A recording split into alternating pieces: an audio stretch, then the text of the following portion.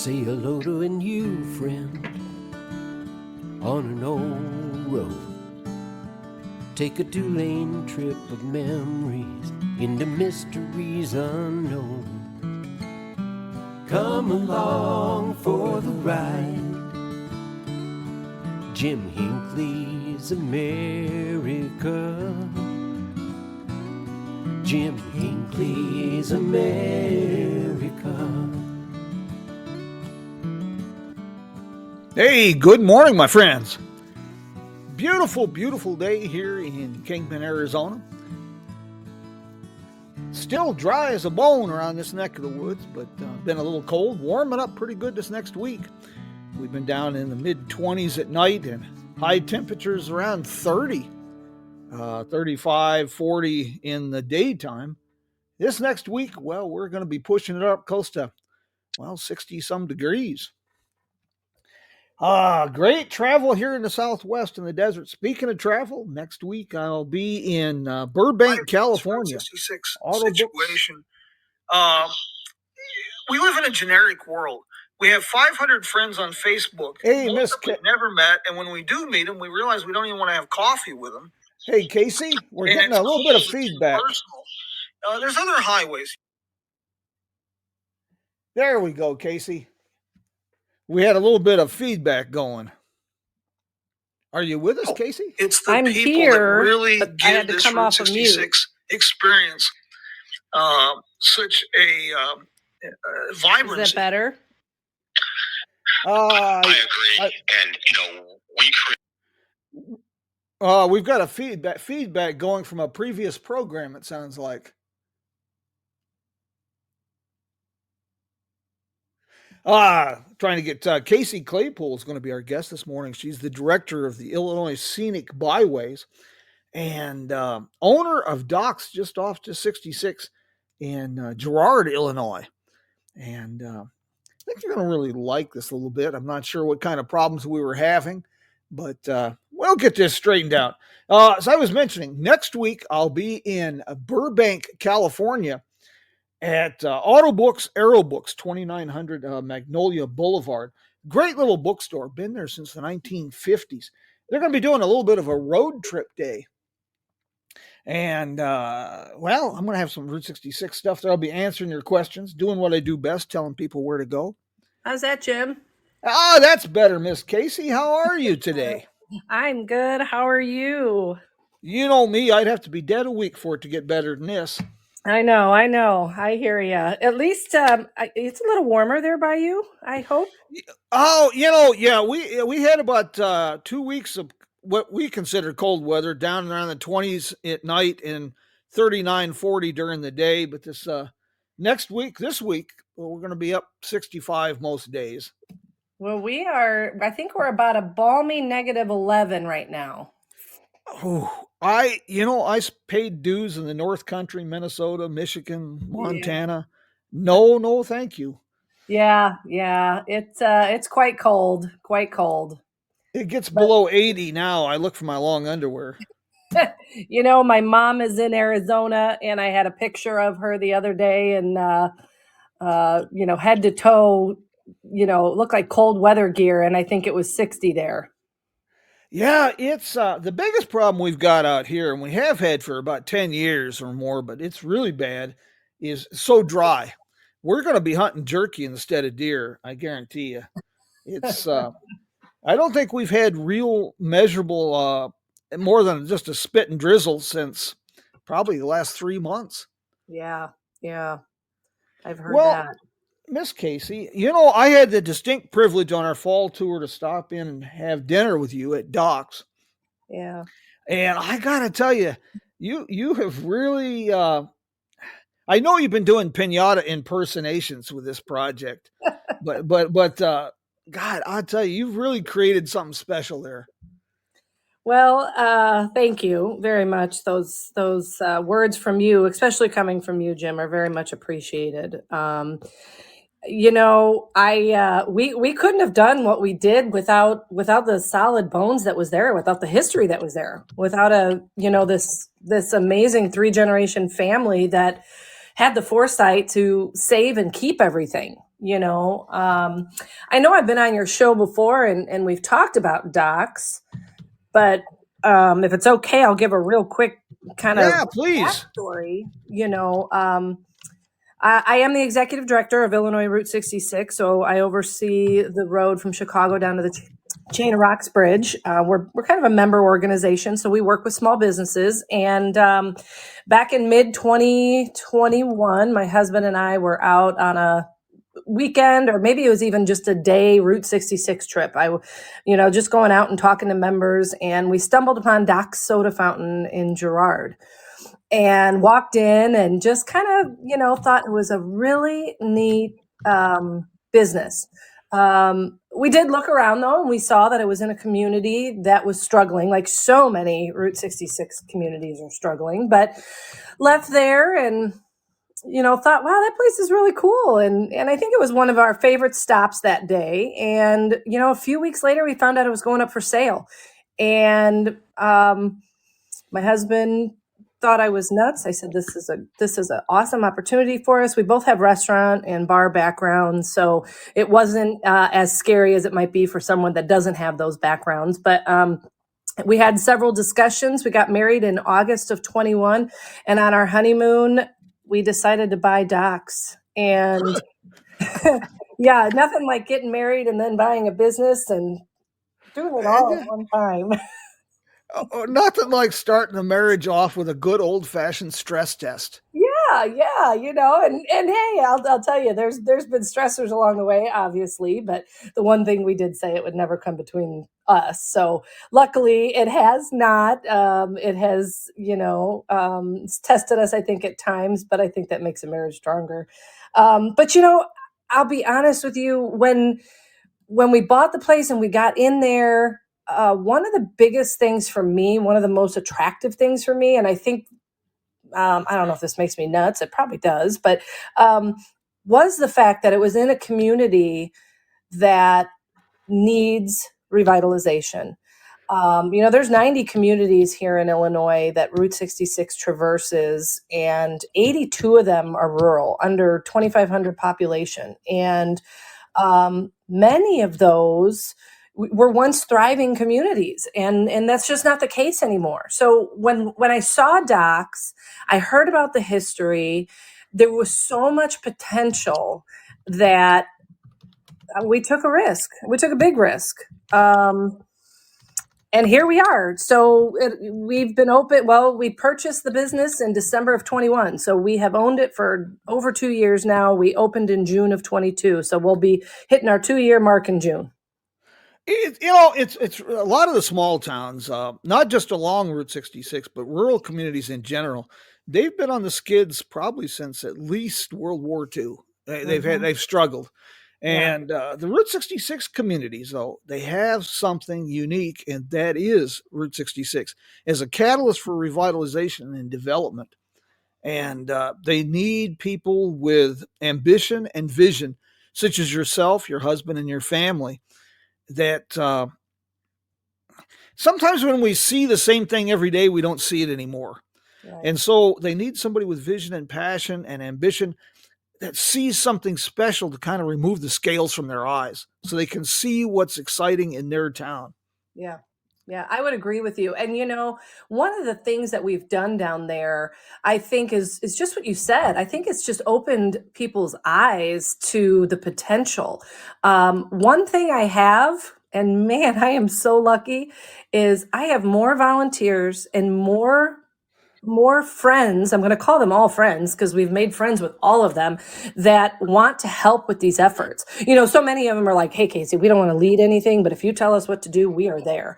And, it's evident. And just like when we have our cruise-ins, we started cruise-ins this summer, I had more volunteers there helping me than I needed, but it was wonderful because it gave me a vision of, once we start some major revitalization efforts, I'm not going to be hurting for help. The community's not going to be hurting for help. I have seen the residents of Girard come out of the woodwork and support us day in and day out. Jim, I am floored with the regular customer base we have already created in just the year and a half we're open. Well, this is the thing too.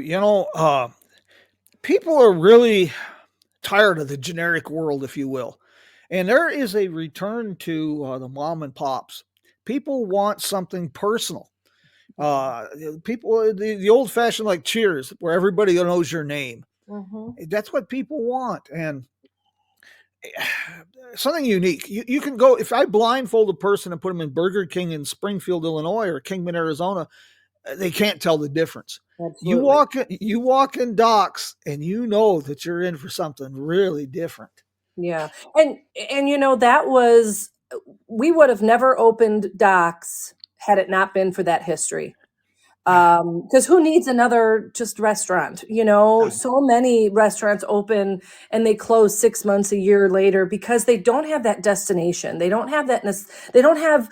There's got to be another reason to go to a place. And I realized that just being on 66, I'm not just catering to the residents of Girard and the surrounding communities.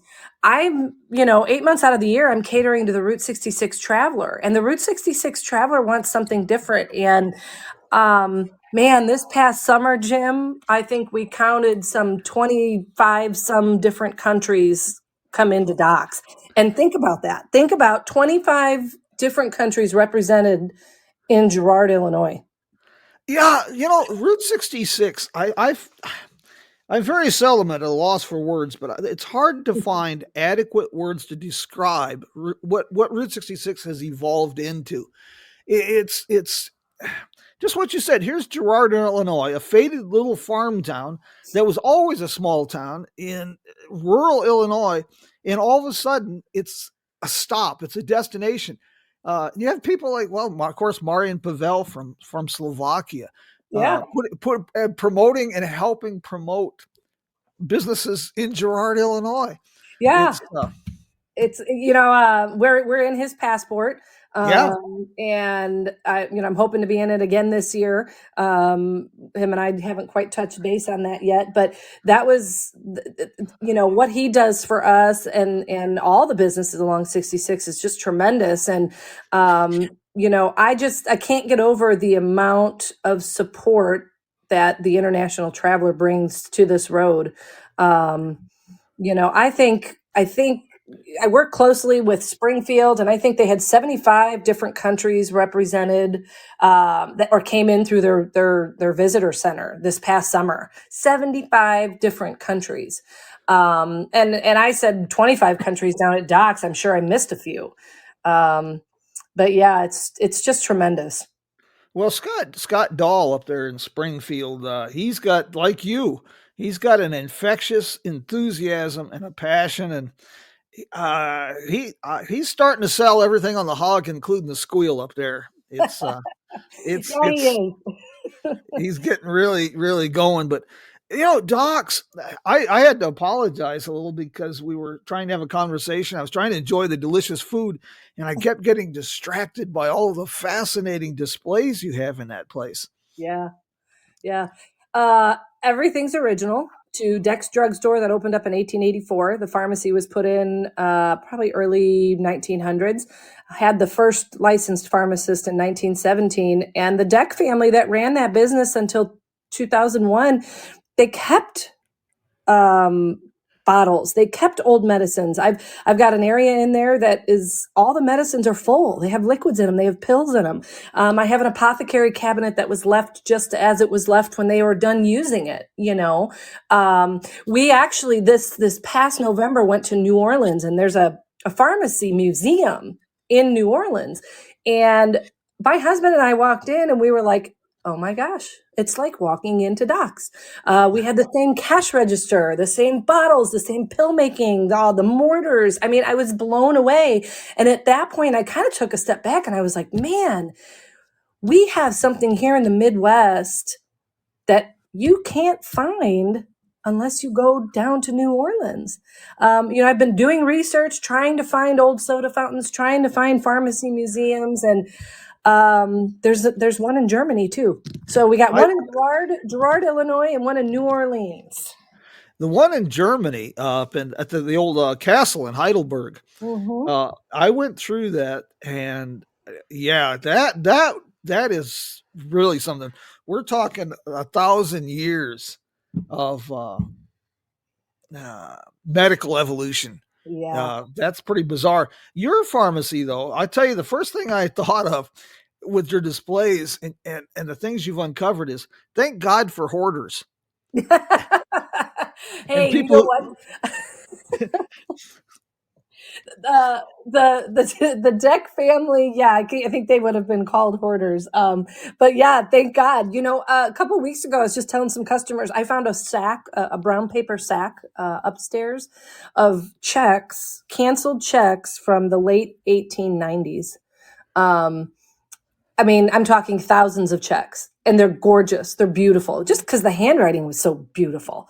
I have their registers. I have their actual daily registers of their sales, going all the way back to 1884.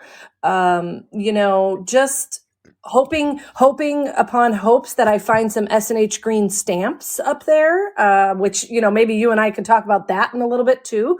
But those are nostalgic, and everybody had those. And the family also saved newspapers. I mean, year after year, month after month, day after day, they save newspapers. And if I want to know what was going on in 1905 in Girard, I just have to go upstairs. Isn't that just such? Yeah, God, that's amazing. Oh, you mentioned S&H green stamps. Boy, now we're going to start dating ourselves. For us folks, maybe you, Jim. for us folks, let's put it this way: for folks like me that actually remember new Edsels, S&H green stamps were a big part of just American life. Yeah. And I understand that they're like Stuckies. They're reviving the company, and that you're a big part of that. Yeah, I met Stephanie several years ago. She inspired me to do a lot of what I'm doing right now. And I mean that very, very truthfully. She is amazing. I think that what she is doing is so courageous, and, her family has got to be just so proud of her. But along the same lines and the same time frame, this gentleman named Carl has purchased and is reviving S&H green stamps. And actually, him and Stephanie went on a nationwide tour about a year ago. They had an RV, and one side was wrapped with Stuckies, one side was wrapped with S&H green stamps, and a movement has started. I remember S&H green stamps. I only remember my grandma's collecting them. That's about the extent. But when I saw them resurface, I immediately reached out to the CEO, and I said, "Hey, this is who I am. This is what I do. And I think S&H green stamps and Route 66 is a natural fit. So let's do something." And I have recently partnered, the Byway has recently partnered with S&H Green Stamps, and we will be working to revive that rewards program. And one of the very first customers that is taking advantage of that in Illinois is Doc's just off 66 in Girard. So I'm really excited because the concept is the same. The one thing that's different is nonprofits and small businesses can benefit from S&H green stamps. They're not doing these big corporations and things like that. They realize that the small business owner needs a rewards program that's not going to break them. Something that, isn't going to cost them thousands of dollars a year to give back to their customers. And, for Docs, it's the perfect marriage of nostalgia. And we really hope, and I hope, Jim, that in another year I'm on here talking to you about S&H green stamps again, and what the Byway and them have done together, and the launch across the nation, because they were popular. They can be popular again. There's $300 million in unclaimed stamps out there. Oh, $300 million. I mean, I bet 150 million of them are on eBay. And if I had to tell people to do one thing, and that is go on eBay and buy those.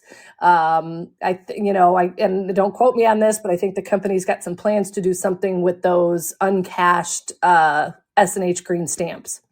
it would be very smart of them to do that. This is interesting on two levels.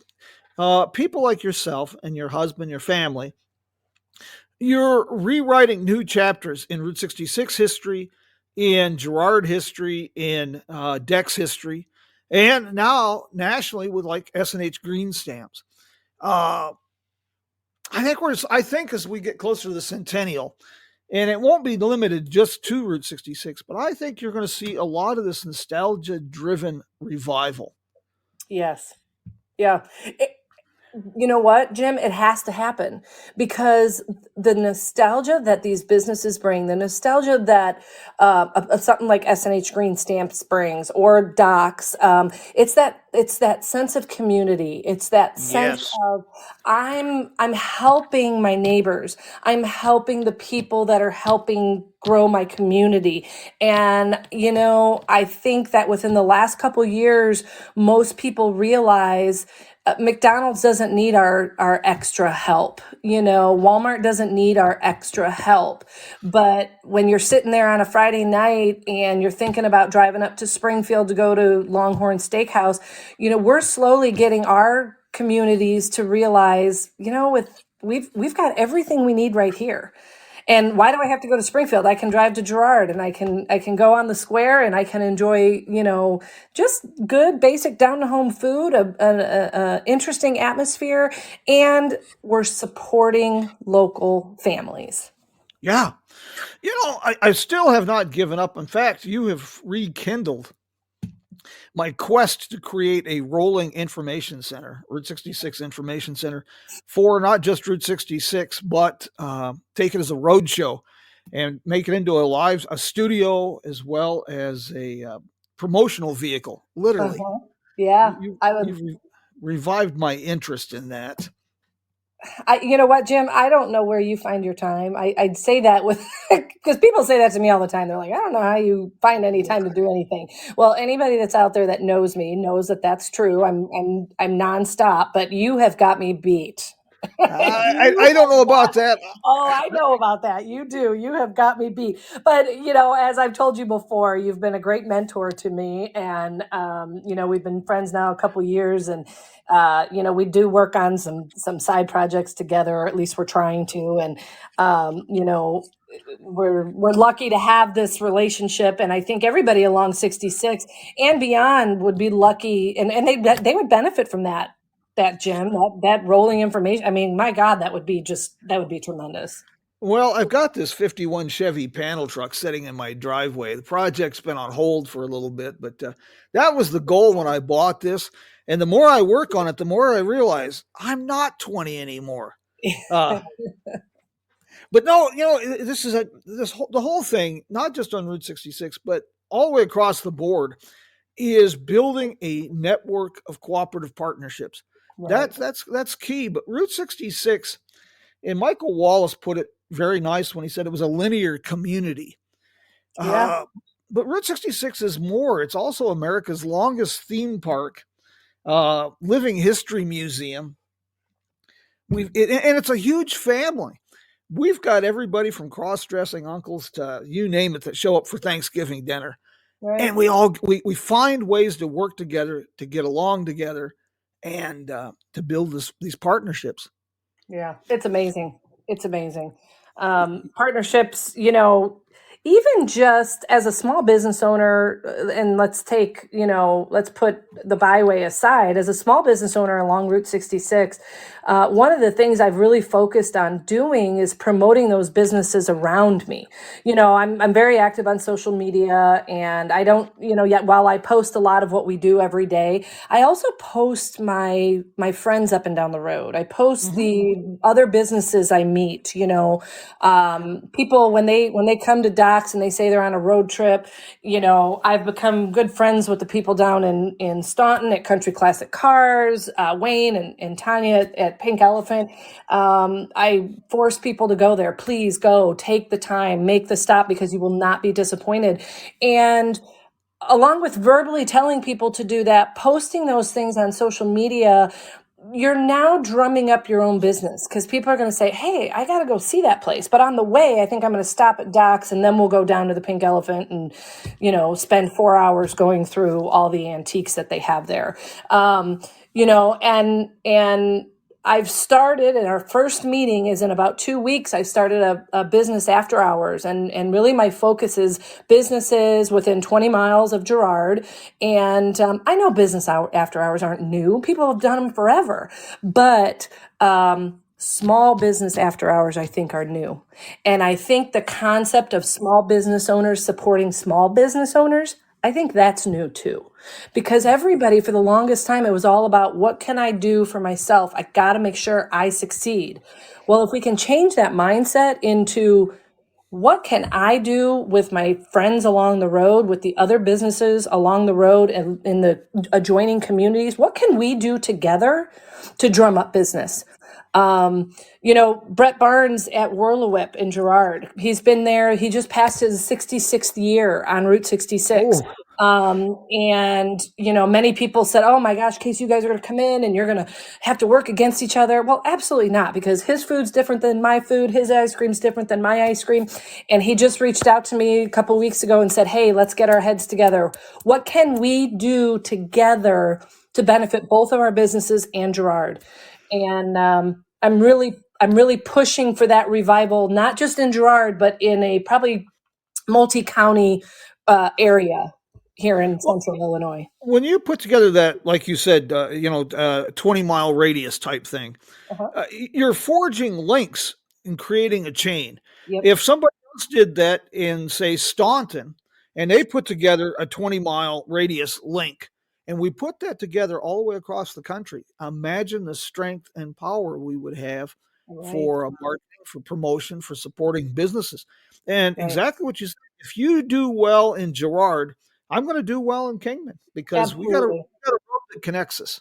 Absolutely. And, that's part of not to go back to this, but the thought process behind the S&H Green Stamps launch and the partnerships is that's exactly what that is meant to do. It is meant to foster relationships, and because the thought process is, I can go to Doc's and I can get stamps. I can go down to the Pink Elephant and I can get stamps. I can go down to the Camp Station and I can get stamps. And you've now created an entire network of people that are promoting each other, because they realize that as these people collect stamps, that's more money in our pockets. Yeah. You mentioned the Pink Elephant down there. Route 66 has always been about unique, different, quirky, finding ways to make a buck. And the Pink Elephant, I'll tell you, that's another one where words really escape me. That is another place that you just really got to see and experience to believe. Absolutely. And Jim, make sure I get you the contact information for the new owners when we get offline. They took over, I think maybe just a little over a year ago, and man, they are just killing it down there. The things that they are doing, they didn't just buy the Pink Elephant and they're keeping business as usual. They bought the Pink Elephant with the intention of becoming a nationwide, international, worldwide destination. And they're doing so many awesome things. They're Byway members, so we love that they're so active along the community. But I hope Wayne and or Tanya you'll get them on your show, because I don't want to share what they're doing, but they're doing some really cool things down there. Yeah, I tell you. Well, these places can be international destinations. Cindy and Tony, they've got the Jackrabbit Trading Post out near Joseph City, Arizona. One family owned for 60 plus years, and they've unchanged, and it's a destination. And then you have people like Louis Keene down at Uranus in Missouri. Oh gosh, yeah. Oh my goodness. Yeah, that's another story. Oh, and his newspaper just I love it. I love it. I love it. I love it. I was just there this past summer, and I think we took our 13-year-old in there, and I think she thought we were nuts. She just was like, "What is going on in this place?" But what an awesome stop there in Missouri. Well, this situation and Illinois is really become a leader. Illinois and Oklahoma and Missouri is running a close third, I'd say, of really building this interactive network and turning Route 66 into a catalyst for economic development and for rural community revitalization. Yeah, yeah. We're lucky though, Jim. The reason that happens is because Oklahoma has people like Reese and Carrie, which I think either carries on today after me or later in the week. Her and I actually have a Zoom together on Tuesday because we need to share ideas and work together. Here in Illinois, I've got CVB directors up and down the route that just go above and beyond to help promote 66 and make it. Well, we're the number 2 travel destination in the state of Illinois, next to Abraham Lincoln. That's not too darn bad. No, especially because they're linked. Yeah, absolutely. Carrie Barrick from Oklahoma Department of Commerce and the Oklahoma Association will be with us on Sunday morning, the 28th. Awesome. Yeah, she's great, man. She's got some drive. Well, and you mentioned Reese. That's a new generation coming up. Us old farts, we got it's great to see some new blood coming along with different ideas and concepts. I agree. But we Docs. I got to go back to Docs, though. Not only is it fascinating, but the food was delicious, and now you're doing live music too occasionally. Yeah, we've started. Well, we've just Jim. We had a month and a half, couple months that were a little rough, which I think that's normal. And I needed to kind of think of ways to drum up new business. And we did our cruise-ins. Our cruise-ins are awesome. We'll start those again in April, but I can't do a cruise-in in the middle of January, obviously. So I don't know that those guys want their cars out in this weather. But so we went the live music route, and we've always had a lady play the accordion every Friday and Saturday night for us since we've opened. No, lyrics or anything, just sound. But we've started branching out to some young artists in the area and asking them to come and play. And it's been excellent. It's been wonderful. I think that people, they don't always want to be in the bar scene. They don't always want to have to go to a bar to listen to live music. We're not open late or anything like that, so it's been good for us. It really has. And that's another example of building community because you're bringing in local talent and letting people showcase their gifts. Yeah, and, absolutely. Absolutely. That's really important. Yeah. I want to share a bit of, I heard your conversation with Scott a couple weeks ago, and you guys were talking about the brick road in Auburn. Yes. And I wanted to give you a little clarification on that because I knew you guys both kind of talked about it. But that 1.4 mile stretch was porcelain cement in 1926. And it was like that until roughly 1930. And then they extended Route 4 to its east. And that 1.4 mile stretch was no longer active 66. And in the early 1930s, that's when they overlaid it with brick. Not many people know that. And I know you were kind of inquiring about it, and we have a lot of people ask about it. So they did overlay over the cement, but it wasn't until after that east stretch was added. Well, I have not. It's odd how these stories will overlap, if you will. Yeah. I have not dug deeper into this yet. I haven't had an opportunity. But short version, long story, a while back I did a book on the Checkered Cab Manufacturing Company. And Morris Markin, the founder of Checker, there was some questionable dealings, shall we say.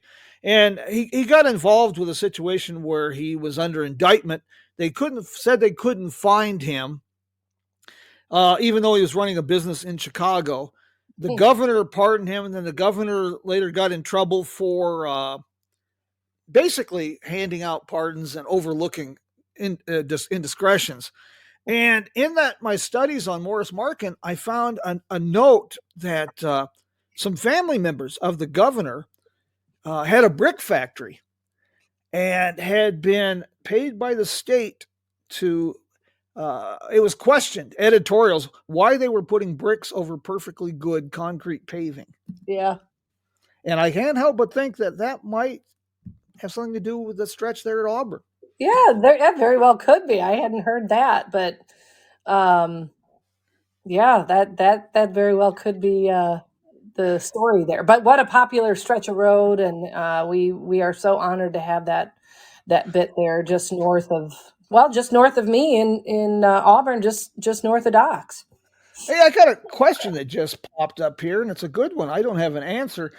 So many communities around Springfield have a connection to Abraham Lincoln. There's a question here. Is there any association with Abraham Lincoln and Girard?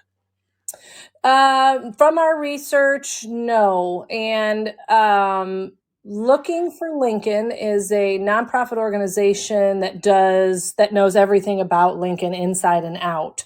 And on the surface, no, there is no connection. He's very active from Springfield north, along parts of 66, but to my knowledge, no. Well, that's a marketing opportunity in itself. Oh, Girard, you could advertise Girard, the only community in Illinois without a Lincoln connection. Well, no, because there's a lot more. Yes.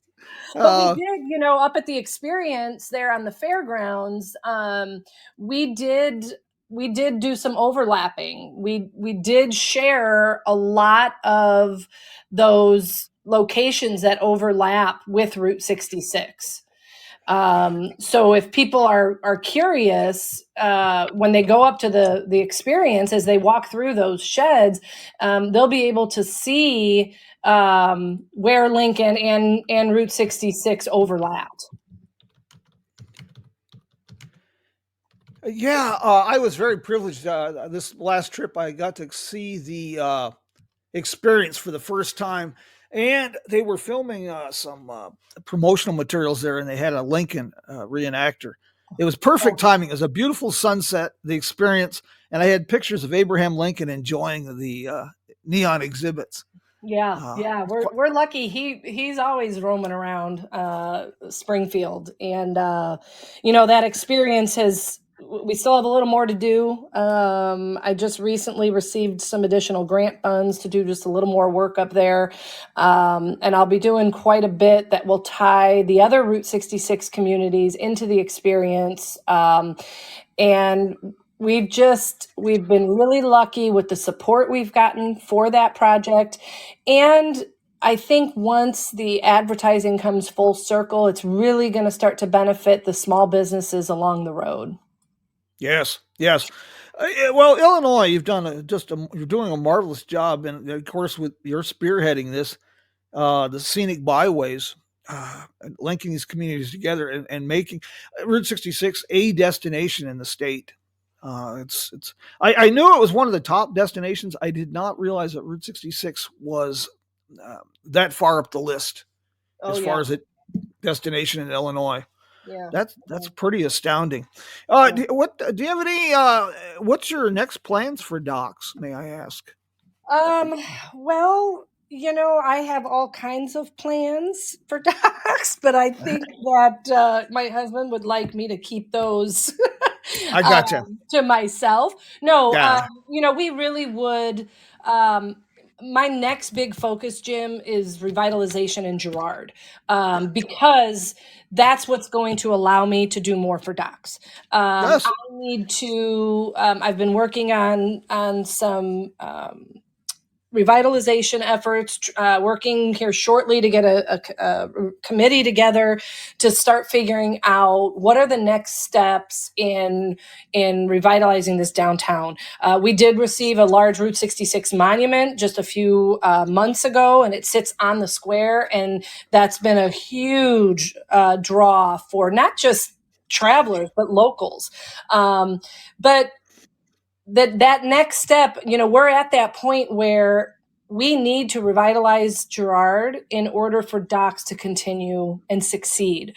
People are going to look to Docks and be like, okay, are you thriving? Are you successful? Okay, yes, a business can sustain itself down here. Let's look at bringing our business to Girard. So while I have all kinds of thoughts in my head as to what I want to do next, I think that focusing on the revitalization of Girard, that downtown community, getting new businesses in there, fixing up, storefronts and windows and facades, I think that's really important. I will say, I hope to one day be able to open up a back patio behind Girard. Or behind Docks, excuse me. I've got a beautiful brick building that would be an awesome outdoor bar. People could sit. We could do live music out there. And I have plans and I have hopes that one day I can open a Route 66 Illinois products store there on the square. It would kind of be a welcome center, but we'd also focus on Illinois products and, bringing things right there to the community that you can't really get anywhere else without going all the way up to Springfield. So I have plans. But again, I don't think any of those plans can come to fruition until we actively start seeing some growth, some economic development and change in the city. Well, I think that's going to be a little more feasible here in the near future. I am seeing an increasing number of young people. By young people, I mean under 50, that are tired of basically the rat race. And COVID escalated this. They're looking for something that's a little more meaningful in life. They're looking for small town life, small businesses, and they're turning away from the 9-to-5 corporate world. Yeah. And places like Girard, boy, they have a lot to offer somebody with ambition and vision. Yeah, I've heard a lot of that too. I've heard some people, some friends in Chicago that have said, "Man, I love where you guys live." And Steve and I don't live in Girard. We live just about 20 minutes north, right on Route 66, actually. But I hear a lot of people saying, "Hey, I work from home now, and I want nothing more than to get a nice little house with a little bit of land." But they have to be able to have, all of their amenities available. They gotta, while you're not going to do your major food shopping on the square in Girard, it sure would be nice to be able to get some, fresh local eggs or jams from, someone just down the road. So, again, I think the potential, I shouldn't say I think, the potential there is there in Girard. The people are there. The people that want to see this succeed are there. We just need to kind of get moving. And now that we've been in business a year and a half and business is good, I think others will start to see you can be viable and you can make a living down there. I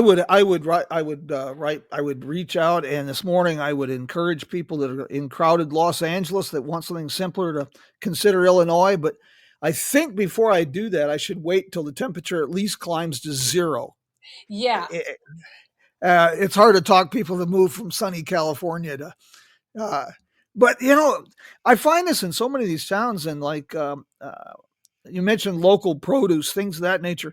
I am seeing a return to that in a lot of small communities as well. Small little co-op markets, things of this nature. On this last trip, I found a lot of that in small rural communities, not just along Route 66, but southern Kansas, the Oklahoma Panhandle.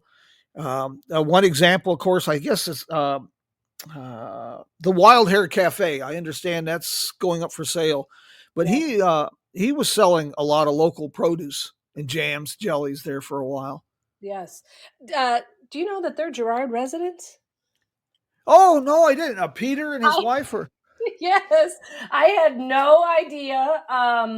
It was they came in one day and we just started talking, and I knew who they were just through the byway. And I said, "Well, what the heck are you guys doing down here? You're supposed to be in Elkhart."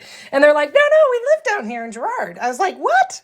So yeah, great people, and it is up for sale. So now's the time. Anyone looking to purchase a Route 66 business? Take a look at Elkhart. That's a growing community. It's a growing downtown Route 66 community. The Kahn family opened up Elkhart Station there, and the Wild Hare itself is just a gem of a business. Yes, yes, it is. Peter and his wife are just wonderful people. I really hate to see them do that. Here's a thought that just popped into my head is I don't know how you and I shouldn't say you and I. You already have way too many projects. I don't know how you get 30 hours in every 24, but putting together a source of businesses for sale along Route 66 and opportunities in communities like Girard, Yeah. a portal, if you will, that shows people what properties are for sale, what incentives are available, if you will, to open a business in some of these little towns. Right, right. Well, Jim, I think that might be not to talk business, but that could be an addition to, one of the things that you and I have been trying to work on for years here is some economic development materials, and I think that fits very nicely with, the new outline that we've put into place and that we're working on. But I think that's one of the problems I've heard. I think down in Wheezy's. I think Wheezy's is still available and up for sale there in Hamel. And I'm sure there's several other businesses up for sale. And I like the idea of being able to show what's for sale, but then talk about and share the story of success, like Dot. Well, a Motel Safari, Larry Smith Motel Safari in Tucumcari. I know that's for sale. And he's going on to a couple other projects. Yeah, because, rural communities is a challenge to open a business or for revitalization. But communities along Route 66, the opportunities, because you have the networking, you have the marketing's already done for you largely. Anything you do will be magnified exponentially internationally. There's no limit. Just because a town is 800 people doesn't mean you can't create a very successful business and a good life for yourself and your family. Absolutely. Because of Route 66. Yeah. And now's the time to start looking and to be serious about buying something. With the centennial just, 2 years away, we're going to blink and it's going to be here, and there's going to be hundreds of thousands of people coming through Route 66. I don't think people realize the magnitude of this centennial and what it's going to do for these small towns, for these small businesses, and for the road as a whole. I get myself into trouble sometimes because of the things I tell people, but I was talking in a small community recently about economic development opportunities. Not just tourism is not just heads and beds. It's about showcasing your town. You mentioned facade renovations. Tourism is about showcasing your community to potential future business owners and residents. And I mentioned, they were talking about, while the centennial is still a couple of years away, we haven't got around to that yet. And I says, well, that means that you're not even giving any thought at all to the bicentennial. Right. Yeah, absolutely. Long-term planning. Casey, I won't tie you up, but thank you so much for taking time for your schedule, because I know you're busy, but I've enjoyed this immensely this morning, and you've given me a lot of food for thought, and I have a feeling you've inspired people on and off Route 66 to start looking at, their town just a tad bit different. Yeah. Yeah. And I hope they do. I hope they do. And Jim, as always, I always tell you this. I love talking to you. We share so many interests, obviously, and you just, you said I inspired you and to get thinking about some things. You always inspire me, and I invite anyone that's listening to this podcast to. I hope to see you this summer. I hope you take some time and get out on the road and explore everything that this amazing road has to offer. And if you end up at Doc's, make sure you ask for me. And that's it. I got one for you. Are you familiar with Jericho, Texas? I am simply, from my work with 66, but yeah. Next week, we're going to talk to Blanca Schaefer, and this is a story. You talk about taking on the challenges of a small town and getting exhausted by, just like with you, I get exhausted following your exploits. Blanca and her husband have taken on the task of bringing life to Jericho, Texas. And Jericho, Texas has had a population of 0 for the last 50 years. There is literally nothing there. They've delved into the research. They're making incredible plans. They've had cleanup projects. They're hosting events in the old town side of Jericho. And talk about ambitious. These folks have some plans.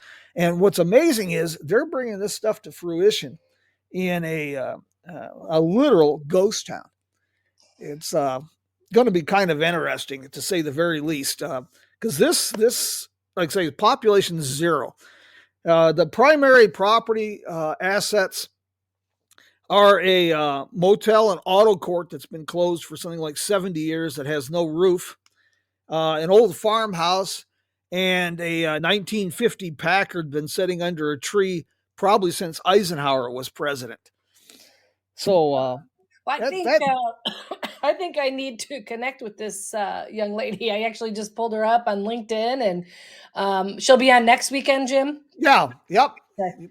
Cool. I want to definitely tune in. That's very interesting, and I think I have heard a little bit about what I as soon as you said her name, I had heard of her. So, thanks for sharing what she's doing. Because someone like me probably could learn a lot from what they're doing. Well, vice versa. And the idea is networking. And us, we owe a lot. Everything I've done, I've built on the shoulders of the pioneers, Michael Wallace, Jim Ross, Angel Delgadillo. And there's another generation coming up, Reese Martin and Blanca and others, yourself, that are building on stuff I've done. Right. And, very good. Brady Wilson says that he knows the Schaefer family. They're amazing people, and they're getting Texas state historical markers now. Oh. So they're moving forward on this. Hey, Brady, since you're here and you're familiar with that area, if you could chime in and let me know how Delbert True is doing, I'd sure be curious. Casey, we'll talk more on some of this, in the next coming weeks. We'll get a time in for a phone call. Absolutely. But another person I'm not sure you're familiar with is Angela Moreland in McLean, Texas. She's another one that is really intriguing. I don't know how she pulled this off. McLean, Texas is dry. It's been dry for, as far as I know, pretty much ever. And somehow she finagled getting a license, and she created a tap room downtown. And McLean is not a ghost town, but it's flirting with it really fast. And the tap room, it was really funny. She also renovated the 1956 Cactus Inn Motel and added an RV park. And I walked into the tap room, and it's literally an old building with no roof. The building is gone. All that's left is the exterior walls. And the back half of the building, where it used to be the storage, she's roofed that and made that the bar area. The rest of it's an outdoor patio, but it's literally an empty building. There's no roof. There's nothing. And I have heard of that. What they've done there. And I think that came up at one of our meetings last summer when we were in Albuquerque, actually. Yeah, pretty amazing. And she's another one, just really under the radar, building partnerships one at a time, getting support from the Texas Route 66 Association, which is being supported by the Oklahoma Route 66 Association, and she's putting McLean on the map. And I don't want to get too long-winded, but McLean is really a fascinating town. We were just talking here with Brady Wilson about Delbert True and his wife. He's got to be well into his 90s now, and he was instrumental in pushing McLean. But one of their great claims to fame there is McLean was the last community on Route 66 in Texas to be bypassed. And they had one of their big industries there. They had a brassiere factory. And McLean was known as the uplift capital of America. That was their tongue-in-cheek slogan. And they've turned that into their Route 66 museum and a barbed wire museum. Huh. How's that for different? Yeah, absolutely. But you know what? It's things like that bring the people out that they want to see something they can't see anywhere else. Casey, thank you so much for doing this morning. Of course, Jim. Anytime. You give me a holler anytime you want to do some brainstorming or have some therapy after you get tired of doing those pinata impersonations. Next week, thank you for sending that material. I'll be going to Burbank, California next week. I mentioned earlier, Autobooks Aerobooks is on Magnolia Boulevard in Burbank. It's opened in 1953. They relocated up the street about 2 blocks in 1964. And it's a neat store. Anything to do with automotive or aeronautical books and titles, new and used. Last time I was there, I bought a Dr. Dyke's Diseases of the Gasoline Engine and How to Cure Them, a 1903 automobile repair manual. So we're going to have a lot of fun. They're going to be talking road trips, and I'll be there answering questions, signing books, and talking Route 66. Next week, we'll be talking with Blanca Schaefer about the efforts to bring new life to the town of Jericho. So we got a lot of great things coming down the pike. Also, if you get a chance, I'd like to hear your opinion on Casey on the YouTube series, Jim Hinckley's America. I've started In Search of Lost Highways, a series of YouTube videos. And if you get a chance, take a look. I've done 4, and I hope to be taking this on the road soon. I've been working here in Western Arizona right now. But see what you think. Absolutely. Hey, my friends, thank you so very much for everyone who joined us today. Looks like we've got a great international audience. And Brady Wilson, let's see what we have here. The Schaefers now have a stamp for those that are traveling to bring their Route 66 books to get your stamp. The McLean Allen Reed History Museum. Talking about McLean, they have the Barbed Wire Museum has a stamp. They'll stamp books, passports. Also, the McLean Allen Reed History Museum. Oh, well, very good. Brady, that's excellent. You and I perhaps should be talking soon. My friends, thank you so very much for taking time out of your Sunday. I hope we've inspired a road trip or two. If you're traveling this next week, please be safe. Dress warm if you're doing anything east of Flagstaff, Arizona. And if it's west of Flagstaff, well, bring your shorts because it's going to get warm. Hey, my friends, a little bit of music from Joe and Woody and the boys of the road crew, and then I'll bid everyone adios. Miss Casey, I hope you have a great week. You too, my dear. We'll talk soon.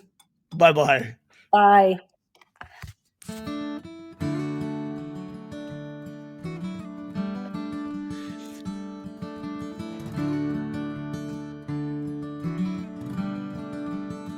Say hello to a new friend. Hey, we want to give a quick shout out. Speaking of businesses, we mentioned Angela Moreland, Cactus Inn Motel and RV Park in McLean. Excellent stop. That's one we need to talk about. And Brady, send me a message. I'd sure like to talk with you about some of the projects in Texas. Let's see. Also, Roadrunner Lodge, Tucumcari, New Mexico. You might want to check those folks out and spend a little more time than just an overnight stop in Tucumcari. You'll be really surprised. But David Brenner, the Roadrunner Lodge, absolutely wonderful. Connie Eccles, Wagon Wheel Motel in Cuba, Missouri. That's another one, a destination for you. And, of course, we mentioned Louis Keene, Uranus. That's a lot of fun. And if you're having trouble planning a Route 66 trip or an outing, well, consider Route Trip USA. They are the bespoke road trip holiday specialist for the United States and Canada. One more for you, too. The only thing, I get a lot of questions about what you need for a Route 66 trip. Well, you should have the Easy 66 Guide by Jerry McClanahan and the Route 66 navigation app. That's the yellow app. Small subscription price, but it's a great app. It's constantly being updated. The developer of the app spends weeks at a time on the road to ensure the information is correct. And he puts people to work, such as myself, to help develop the point of interest file, to keep it updated, and to keep events posted. So with that said, if you need more good fun, check out the Jim Hinckley's America website. And until we meet again, my friends, well, vaya con Dios and adios.